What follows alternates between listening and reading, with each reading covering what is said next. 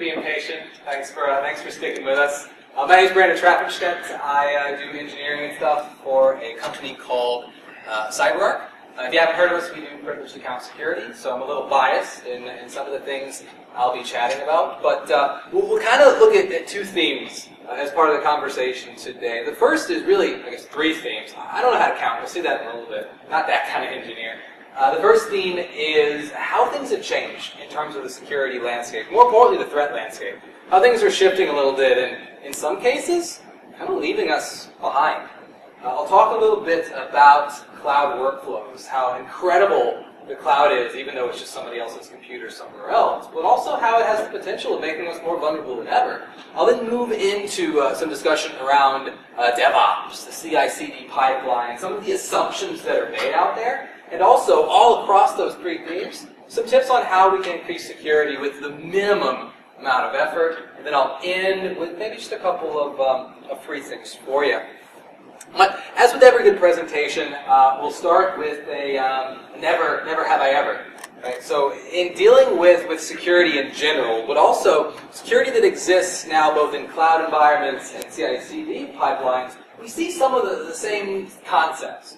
Right? We see SSH keys still being manually copied to servers. We see access key, secret key pairs existing in Notepad documents on users' desktops. We thought we were done with that. We're not. We may have never talked to developers who are doing this. They may not be as aware about security as we are. So the same thing is happening out there, even though we've trained our corporate users a little bit better. Right? We've trained our corporate users a little bit better. This never happens anymore. We are also still doing this. Right? Even in my day-to-day, if I have access to a UID 0 level account, even though I don't need it, I'm going to use it. Like, why do I want to use my own stupid account when I can use UID 0?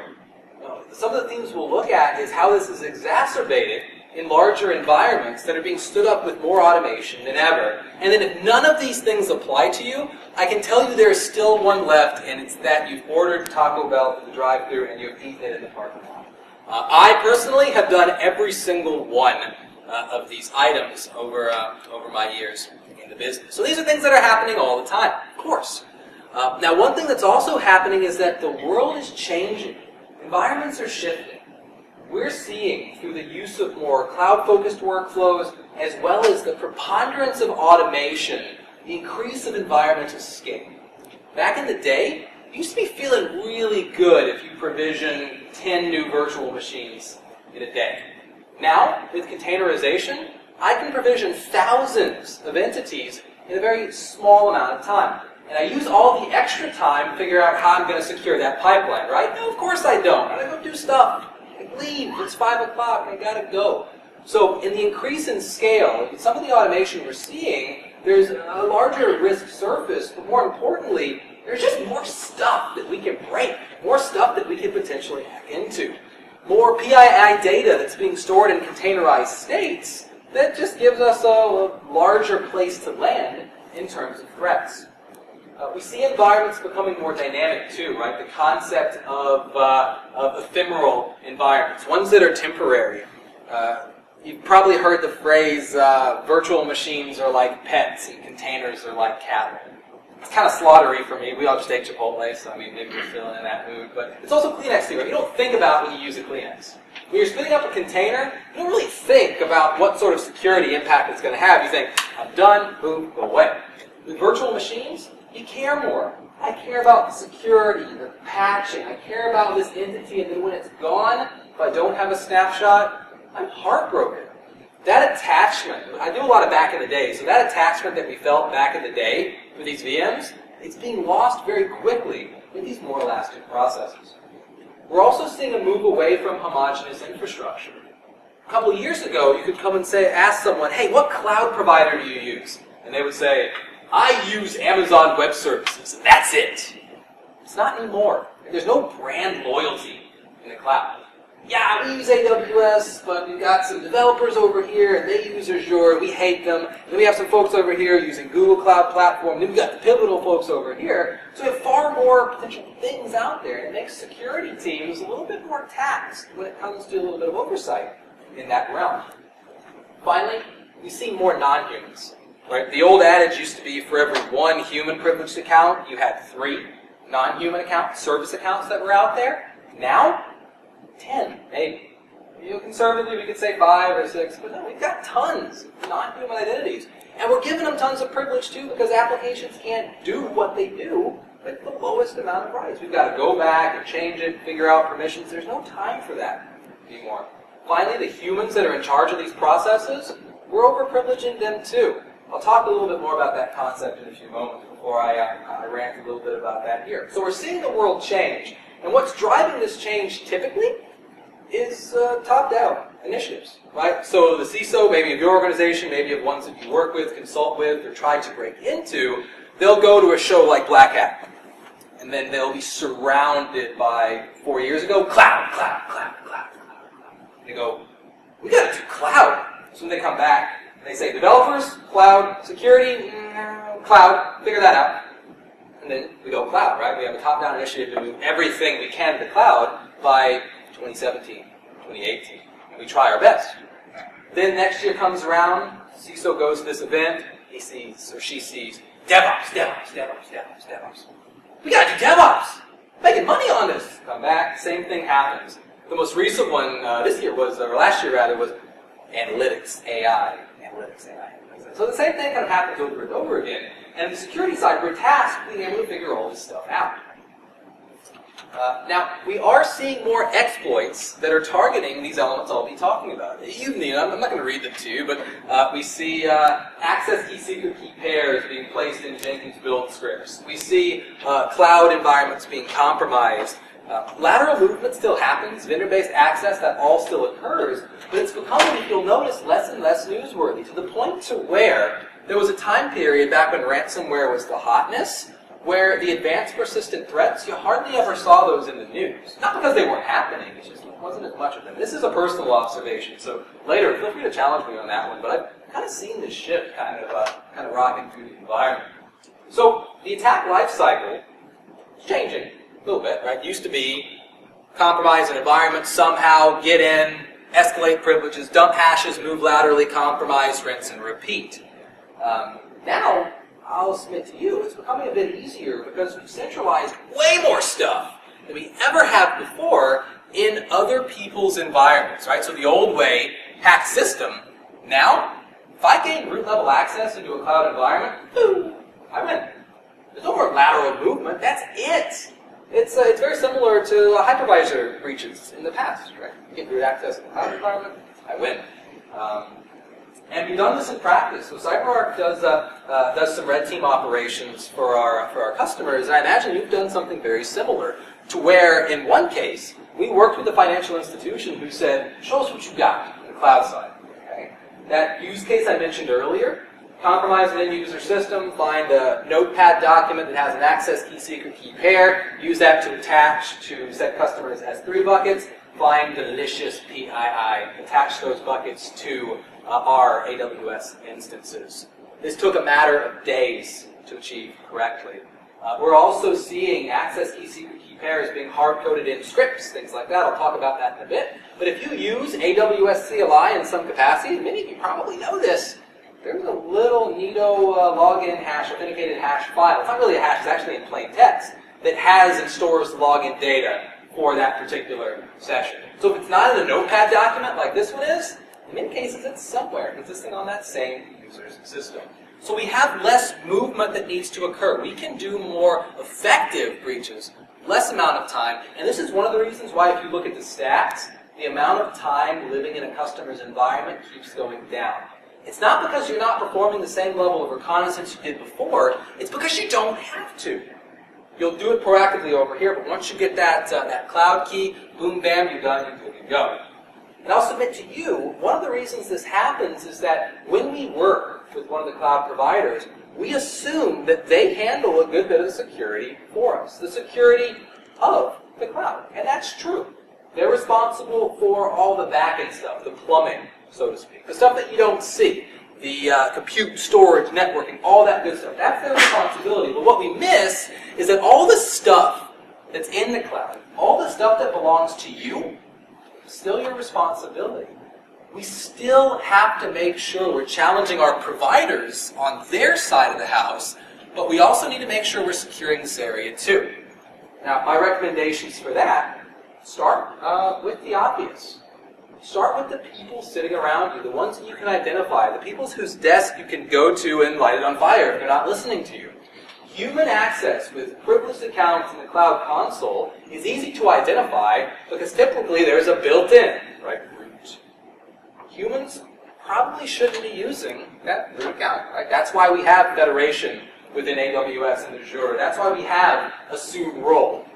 These are things that we should use. This is why every single cloud provider says, y'all better use multi-factor in front of that root account. But that's hard. Trying to multi-factor a shared account is no fun, because who do I send the challenge to? It's probably going to end up being a group. Having multi-factor for a group kind of defeats the purpose a little bit. It's effective and it should be used, but it's not mapping to that single person, that single identity like we'd like it to. Also, we have the potential of losing accountability with any shared account. This root account is right up there. So my suggestion to you would be, number one, if you're working with folks, consulting with people, working with your own security divisions, if there's no MFA, get MFA. If there is, or if there's kind of an argument internally around how we allow users to gain access and we can't use roles for whatever reason, there's solutions out there that let you vault that root account. Rotate it. Provide human access control workflows, putting multi-factor in front of password vaults out there. Some can even do things like isolation and monitoring, so you can see what the user is doing with that shared account. There are even open source solutions out there that let you do this very thing. So starting with the human access, that's what I would start looking for as well. Simply because humans access stuff using human accounts, unless they're developers or application support people. So this is a great place to start. The other recommendation I would make is don't assume that you have only one cloud platform in your environment. You may standardize on something like AWS, but there is a very good chance there is an offshoot team who's leveraging GCP, and they're hoping you don't find out about it because then there is now security or consultative oversight, and they have to change the way that they're doing things. People are going to have multiple environments. There's no way around it. It will occur. Even with folks who look at somebody like Amazon as a competitor, there's enough competition out there where they can simply stand up Azure and Google Cloud Platform and never touch AWS. So it's good from a cloud competitive standpoint. Bad because now for us, we have to look and assume that there's going to be more stuff living out there. Now, many of you, and this is a little bit of a tangent, so I won't spend too long here, many of you are probably looking at it and thinking, okay, well the root account, yes, don't want to use the root account, but I'm also using a lot of federation today. And what could go wrong with the use of SAML 2.0 or any other federation? Well, let's look at it.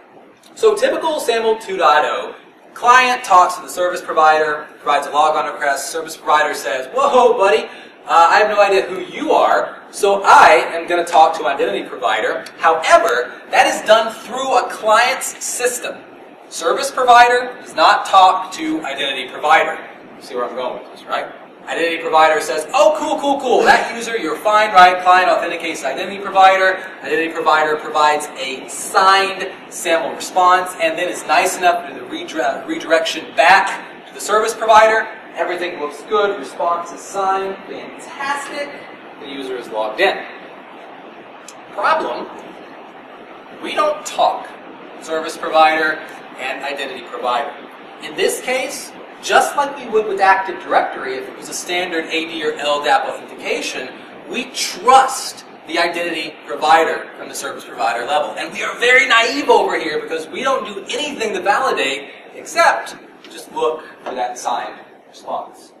Now, there's an element of CyberArk called CyberArk Labs. We do a lot of proactive security research. Back in November of this year, we released a tool called Shimit. And Shimit is used to fraudulently sign a SAML response in order to bypass the identity provider altogether. Because it looks kind of in practice very much like a golden ticket attack, and because the name sounds kind of cool, and we like Charlie and the Chocolate Factory, we decided to call it Golden Sample. Now I'll tell you where to find that tool and more information about it in a bit, but the cool part here is it's not technically a vulnerability, just like golden tickets aren't technically a vulnerability. It's doing what it's supposed to do. Doesn't mean that it's broken, it's just how it is. Same is true here. We can generate that authentication from anywhere once we have the appropriate data. Two-factor authentication, who cares? It's still a fraudulent signed request. The private key doesn't get renewed, and a password change in this case does not affect Xanadu. So good news from a threat actor standpoint. We talked a little bit about how the authentication flow works, so I won't reshare that again. But the way that our golden SAML will operate, it assumes a couple of things. We did our proof of concept with good old ADFS. And the way it'll operate is, thing one, we make sure we compromise ADFS first. If I gain access to an ADFS box with the ADFS account, I can now dump the private key that I need, as well as the public key, and also some additional details around the roles that may be listed. So we assume that ADFS is compromised. In this case, it's an on-prem solution, but your cloud-based solution may be a little bit more secure than that. So once we've done that, we execute shim-it on the end-user system with the public key we retrieved to fraudulently sign that request. So a user comes out, says, hey, it's me. AWS or whoever our truster is takes that fraudulent response with all the appropriate information inside, allows the user to authenticate. Now again, more information about that is on our GitHub page. I'll have that kind of at the very end. Please give it a go. It is very, very segmented. There are some limitations, but the most important part here is never, ever, ever, ever, ever, ever trust your security or identity vendors. Just don't. We're all selling software. That's what we do. Challenge us to secure our platforms too. This is a simple example of something that can be done quickly, but the ones that exist in a hosted state, you now have zero visibility into what's going on there, which means that if those systems are compromised too, you now can dump the private keys needed to sign those fraudulent SAML token passes. So human access, identify your root accounts, make it hard for humans to use them. If they do need to, isolate and monitor those connections, and never trust your identity providers or your security vendors. But what about non-human processes, right? The disparity, the 10 to 1 thing I was mentioning earlier. The problem with application to application has been around for decades. Old 1978 IBM ZVM mainframes have a beautiful configuration file that contains a whole bunch of different credentials that applications use to communicate with one another. If I gain access to that system, and it's pretty easy sometimes, right? Because they didn't spring for security packages, so the communication is all over Telnet. So, boom, I'm there. It's probably the built-in administrative password, but they're not being rotated. Which, by the way, rotate those. Just because a system is old doesn't mean we're not looking for it. PLCs, for instance. I know there's a Stuxnet conversation, so many of you are probably here because maybe you're not too hot into industrial control systems. But super old devices that are internet-facing, recipe for a little bit of disaster. But in any case, the problem's been the same. What's changed is the level of automation that's moving things around and making it a little bit more complicated from a security standpoint. Now what you're looking at here is a Jenkins build script. It has a lovely access key secret key pair living right inside of the build information. And by itself, running in a dev environment, that's not so bad. But what's happening is we're automating our pipeline, we're moving code around, we're promoting it using tools like, for instance, Jenkins. I'll talk about that in a bit. If we're not careful, this little fella ends up in a public GitHub repository. Ta-da, we forgot to scrub it. Why? Because we're focused on velocity. My developers don't have time to go back and scrub this type of information. They're revenue-generating entities. They need to build patches, fix code, promote new features. So we're seeing this, and you're probably seeing this quite a bit as well. And the interesting part is, whenever you let one of these rip, what'll happen is it'll take around an hour, maybe an hour and 15 minutes, for a bot that was specifically designed to scour GitHub, grab credentials like this, use them to attach to your S3 and your compute, and leverage that for cryptocurrency mining operations. There are tons of crypto mining bots that look for stuff just like this, and they're becoming pretty good. We've seen cases where this exact thing is played out, and while it may have been dev environments, that's still money to the organization. that's still potential PII accessible should these mining bots become smarter, just like ransomware became smarter to begin dumping hashes and moving laterally. So it's a problem, right? There are hard-coded credentials everywhere. What on earth do we do about it? I'll talk about that in a bit. But when we look at the whole pipeline, we see a ton of different potential authentication events that could exist in a hard-coded state. If any of your companies use Jenkins, which everybody uses Jenkins, it's important to know that it is a voracious consumer of secrets. Jenkins authenticates to everything. He's really nice and polite while he's doing it, but that makes it a perfect target. So a standard workflow, right? Jenkins is authenticating to a GitHub repository that then creates information to work through a Docker build, which is the variabilization, the hard coding of secrets. That Docker build is then promoted. Another secret exchange happens when the promotion occurs. When the container is instantiated, right, there's an application doing its job. Finally, it puts in the Docker trusted registry 4 authentication calls using 4 potentially different sets of credentials that probably don't ever change. It could be key or certificate exchange. If so, those are probably static too. So they exist out there. And one thing that we're seeing, and kind of the, I guess the hard part is when we look at the traditional kind of view of what security looks like, right? This is a bunch of suits and bad people and people wearing hoodies preventing me from doing my job. Instead of, this is what's helping me keep my job and helping my employer run. And this has been the traditional logic. So if you move that to talking to your devs and your ops engineers and even your DevOps practitioners, they may have even more pedantic of a view of what security means to them. So adoption is very, very difficult when we're dealing with these DevOps, unicorn, elastic, ephemeral, other adjective-based processes too. Now, as I mentioned earlier, we see hard-coded credentials, but we also see kind of a move away from auditing. Something tells us that when you go fast, you don't need to worry about logging what's happening anymore. We also see overprivilege, and we still see a lot of stuff happening manually, even though automation is supporting things, right? I'm not going to build a new Ansible playbook to do this work, because I just have to do it once before the weekend. Anytime a human puts their hands on something, you have potential security risk. So we still see manual stuff happening. We also see that because we just don't have the resources to build an automated process for it just yet. So we'll do this thing manually, and we'll figure it out later. So this is kind of mismatch, where we want to do more automation, but we have so much automation over here and so much time over here that we're going to do things manually over here. So it just creates kind of a mess from an auditability standpoint, but also in terms of trying to centralize stuff. Now, the good news is, many of the tools out there have some kind of secret vaulting capability. So it's good. You can put your secrets in a relatively secure location and then have that application pull them. The problem in this is that we don't just use one tool. So now, when we look at it from a potential secret storage standpoint, if we're using Puppet, Ansible, and Chef, we now have their individual entities that happen to be storing these secrets. Same is true with containerization automation platforms like Docker, K8, as well as OpenShift, as well as with a number of cloud platforms too. So we have this kind of island of security effect that means that if I wanted to instantiate some sort of oversight on all this, now I have to go into every single one of these, figure out what I want to do, and it just becomes such a burden that I say, you know what, developers, handle it.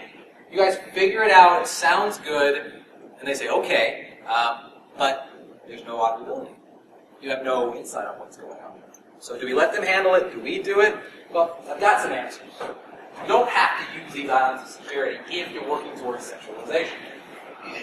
The goal should be, find something free, pay for something that allows you to store these secrets securely, make them available to applications. Make them short-term, right? So look for strong APIs to help you do this.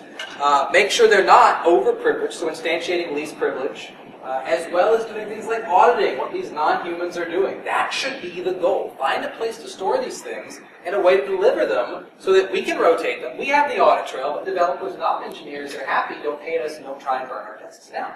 And it does exist. You can do it out there. The nirvana state is to do this without slowing those developers down. do this without creating the heartburn that comes with additional configuration as well as isolated tools. So we want to make sure we're identifying the non-humans out there, managing them in some way, but doing it so that we don't lose all of our credibility with application teams. And it's pretty easy to do if you break it down. So looking at a pretty common orchestration workflow, and this can be done with on-prem orchestration tools. This could be something that's being done by shell scripting or PowerShell scripting. It could be something that's done in cloud, something that your DevOps engineers are doing at more velocity. But when you break it down, you have some process of orchestration that needs to authenticate to do its job.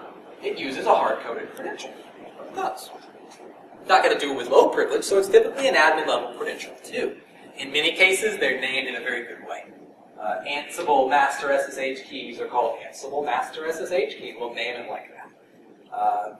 Domain-level accounts are being used on the Windows side for automation are probably called something along the lines of automation underscore SVC underscore SA, which is great. They're easy to identify at that point. We see the same thing with things like vulnerability scanners. Right? So Qualys vulnerability scanning accounts are called Qualys underscore SVC. I love those. But the orchestration thingy authenticates somehow. Once it does, maybe it's building new virtual machines. There's now a brand new credential living on that virtual machine. They're probably the same for all the VMs that we're putting together. So that's hard-coded too.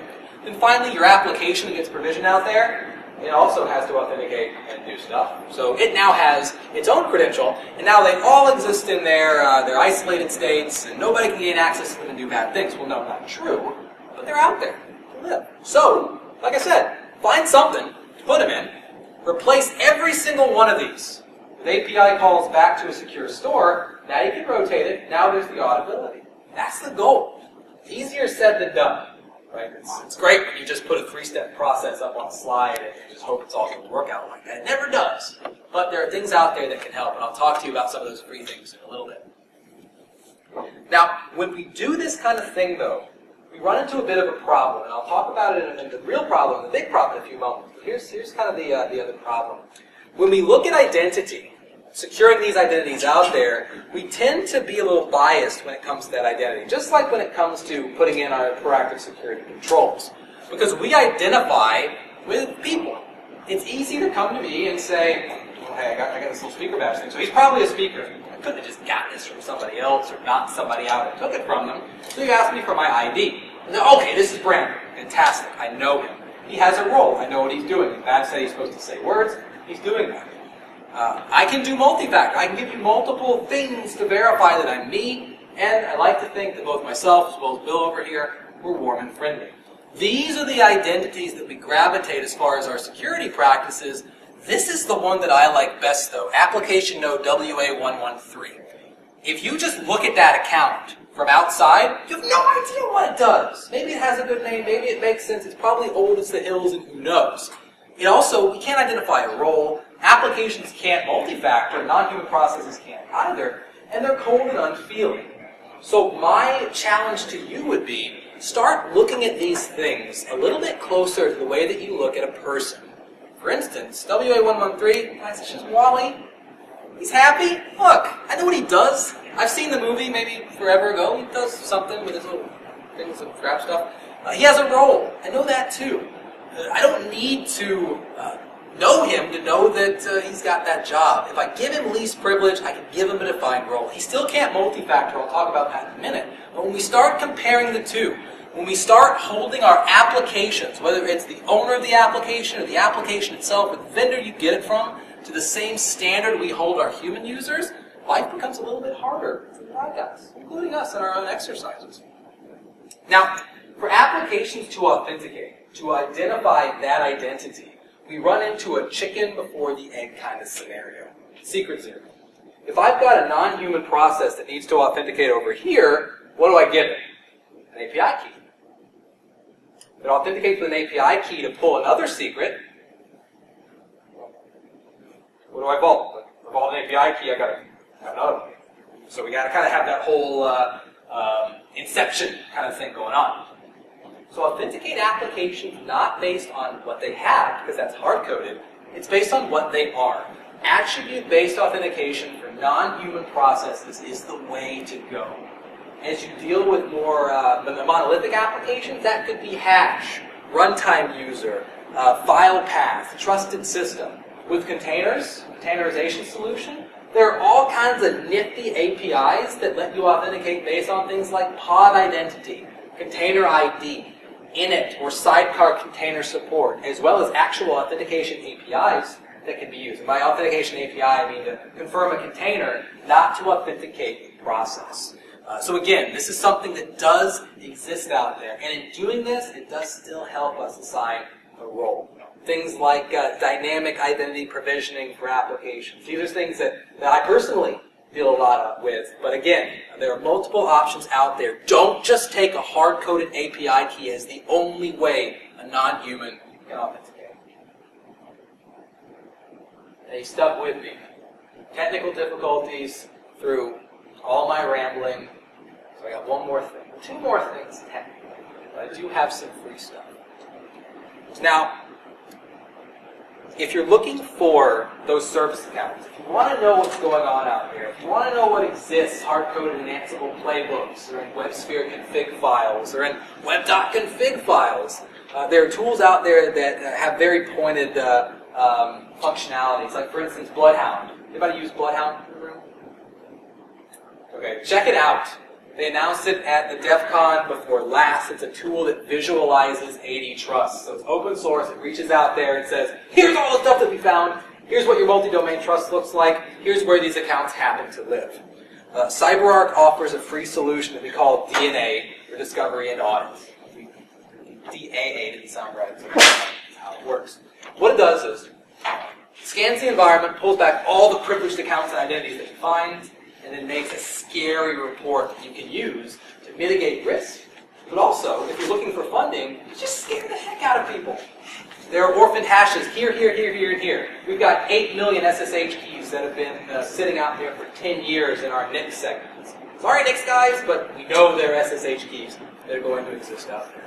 Now, while you do have to ask us for the license, once you've got it, you never have to talk to us again. Hope you do. But again, this can be used to mitigate risk immediately. For instance, just a quick anecdote. I ran this as part of a proof of concept we were doing for a financial institution in South Florida. We found a lot of scary stuff, a lot of accounts out there. One stood out. It was a domain admin level account, so no cloud stuff, so it's just an anecdote for on-prem. Domain admin level account whose password at that point was old enough to drive, and it belonged to an individual. First initial, last name. Not even an SA, ADM, whatever you want to call it. And I said, who's this joker? What person is this? I was working with the CISO at the time, and he kind of put his head down and said, that's the CEO. I said, I hope nobody heard me. But what? You mean the most visible employee in the organization has hashes everywhere and is a member of the domain admins group? Why? CISO was like, I don't want to get fired, man. I don't know. Okay. Well, they changed it.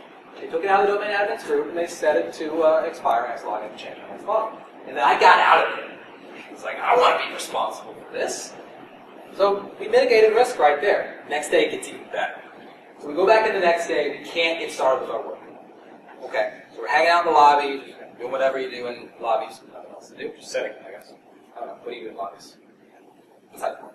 So we're sitting there, finally they come back and get us about 40 minutes later, so it's about 10:30, and I'm like, hey, what happened? Our vulnerability scanner, it's a production issue. What happened? So I'm like, I'm crying at this point, being really asinine by doing that. Well, turns out, the CEO's account was being used as the service account for our vulnerability scanners. What? Wait. So most visible employee at the company had hashes everywhere, and the reason why that was because being used by your vulnerability scanning accounts, which means that if you get access to it, you can now fly under the radar and do the exact same naughty stuff a vulnerability scanner does with the CEO's account. Okay, so we mitigated that too. It's even better.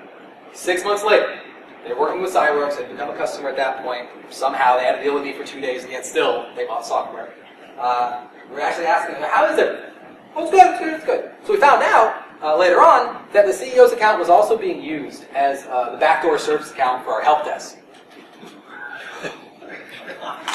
That explains the other hashes. But why? Well, they said it's because the password was so easy to remember. Okay. By the way, they had not been breached that we know of. Yeah, so. You all missed your opportunity on that one, right? So DNA helped us mitigate that risk right away. They didn't have to pay any money. They just had to put up the people. Now, another free stuff. Free thing, rather. I mentioned that there are open source solutions out there for storing and even rotating secrets. We provide one of those solutions. It's called Conjure. It's into that hole. It's a bunch of like wizardry names. Like Conjure has a process called Invoke, and then we have a process that reads secrets from a backend and then writes them to sub-environmental parameters that we call summon. So even if there's no budget, there's no money, there's no project, your developers say, well, I want something that runs as a container. You can say, okay, fine. We've got a place for you to put this stuff. And of course, there's enterprise versions of it as well. But this is available out there, free to use. It's 8 GPL v3 licensed. Integrations are done under Apache 2. So if you've got folks using Puppet, Jenkins, Chef, Ansible in their free capacities, this has integrations that are already built and licensed, and our community continues to contribute to this as well. Final thing, just some details about the stuff I talked about. You can find Conjure at conjure.org, or you can head to Docker Hub and just search for it. It exists there. Please play around with it. Join our Slack if you have any questions or want to understand some of the work we went into in securing that solution.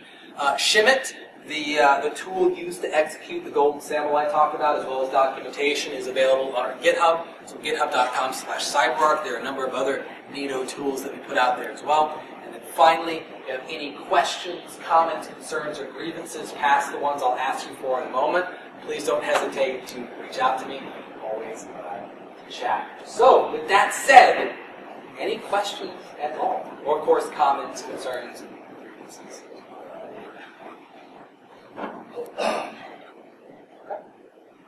Well, hey, thanks again. We made it out 5 minutes before the top of the hour. So if you do have questions you didn't feel like asking them, I'll be hanging out around here just for another couple minutes. So come up, let me know, throw things at me, whatever makes sense. But thank you all so very much. Have a good night.